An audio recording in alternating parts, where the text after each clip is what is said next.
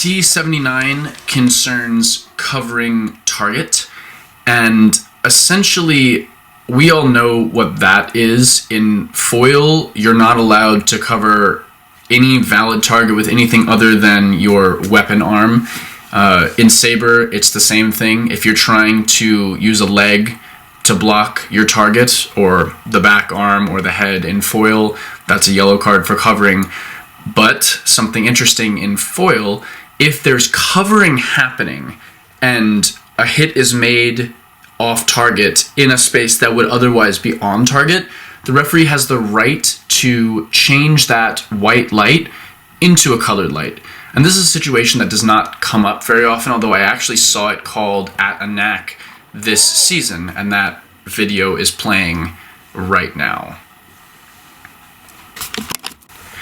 T.99 talks about how you can annul touches that are made in sabre, and a common misconception I have heard is that if something like your glove is conducting when it's not supposed to in sabre, or your bib or the side of your mask is conducting in foil when it's not supposed to, that's on you and it can't be annulled.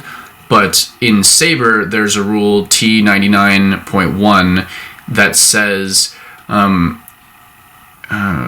do I start?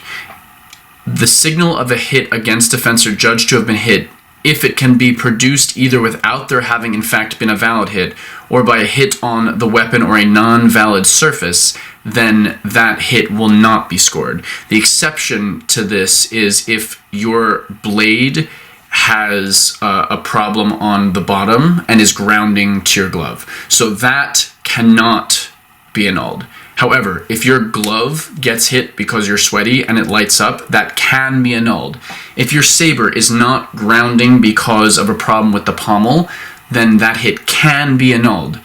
And if you get hit in the side of the mask in foil or on the bib that's not conductive, that can be annulled as long as you can recreate it at least once for the referee to observe. And last but not least, I'd like to thank my Emerald and Platinum patrons, David Amrani, Jonah Atkinson, Tiffany Miller, Roman Bruce, and Veronica Saran for their very generous contributions to this channel. Any other names you see are gold patrons. Thank you guys so much for the contributions. They really help out a lot and will enable me to make more videos like this.